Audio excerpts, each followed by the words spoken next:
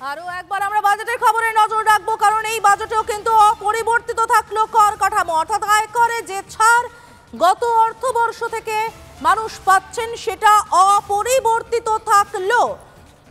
প্রত্যক্ষ পরোক্ষ কর দুটোই অপরিবর্তিত থাকলো। 7 লক্ষ টাকা পর্যন্ত আয়কর ছাড়।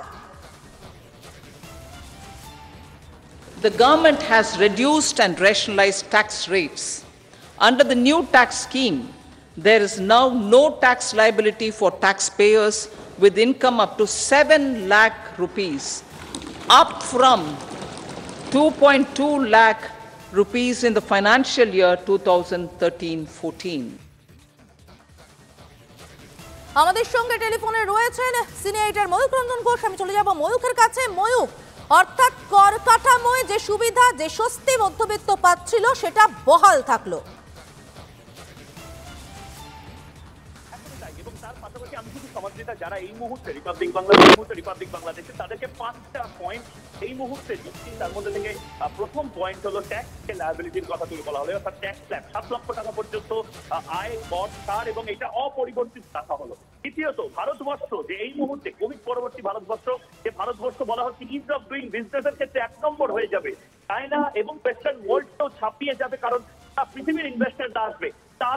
তাদেরকে আকর্ষণ করবার জন্য যে কর্পোরেট ট্যাক্স রয়েছে সেই কর্পোরেট ট্যাক্সও কমিয়ে আনা হলো 30 থেকে 22%তে।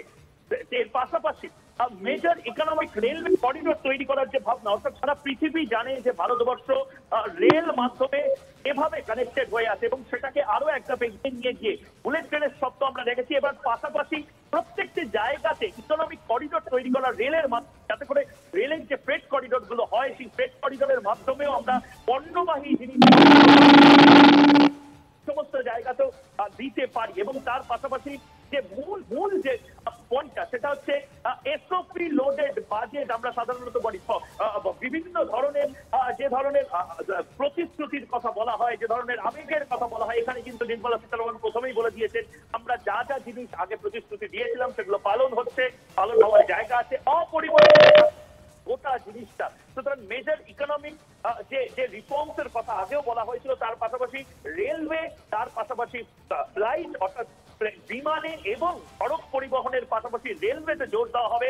লোকসভা ভোটের আগে যেহেতু কোনো ধরনের কোনো এক্সপেকটেশন সরকারের তরফ থেকেই দেখানো হয়নি, প্রথমেই নির্মলা সীতারামন শুরু করে দিয়েছেন যে কোনো এক্সপেকটেশন যেন এই বাজেট থেকে রাখা না হয়। এটা অন্তর্বর্তী বাজেট, এই বাজেট মাত্র 3 মাসের জন্য, এরপরে আরো বড় বাজেট, আরো বড় ব্যবসার সুযোগ সুবিধা সেই সমস্ত কিছু দেওয়া হবে। কিন্তু এই মুহূর্তে যেটা স্বস্তির কথা তা হলো আয়কর কাঠামোতে যথেষ্ট স্বস্তি, কারণ কোনো ধরনের কোনো পরিবর্তন হয়নি। এবং দুই যেটা তা হলো ব্যবসাদার বা ব্যবসায়ী যারা রয়েছেন, বড় ব্যবসায়ী শিল্পপতি যারা রয়েছেন, তাদেরকে একটা বার্তা দেওয়া যে 2024 সালে প্রধানমন্ত্রী নরেন্দ্র মোদী যখন আসবেন তখন ঢালাও যে রিফর্মের কথা বলা হয়েছে সেই রিফর্ম আবার করা হবে। কিন্তু তার পাশাপাশি 11 কোটি কৃষককে যেভাবে সাহায্য করা হয়েছে, অনুদান দেওয়া হয়েছে, নিয়ন্ত্রণ করবে। ধন্যবাদ ময়ূখ যেরকমটা বললো যে মধ্যবিত্তের জন্য স্বস্তির জায়গাটা কিন্তু বহাল থাকলো। কি স্বস্তির জায়গা? যে আয়করে ছাড় ছিল সেটা বহাল রয়েছে। বার্ষিক 3 লক্ষ পর্যন্ত যারা আয় করবেন তাদের কোনো কর দিতে হবে না। 3 থেকে 6 লক্ষ 5%, 6 থেকে 9 লক্ষ 10% কর, 9 থেকে 12 লক্ষ 15%, 12 থেকে 15 লক্ষ আয় যারা করবেন বছরে বার্ষিক তাদের 20% আয়, 15 লক্ষের বেশি যারা আয় করবেন বার্ষিক তাদের ক্ষেত্রে 30% আয়।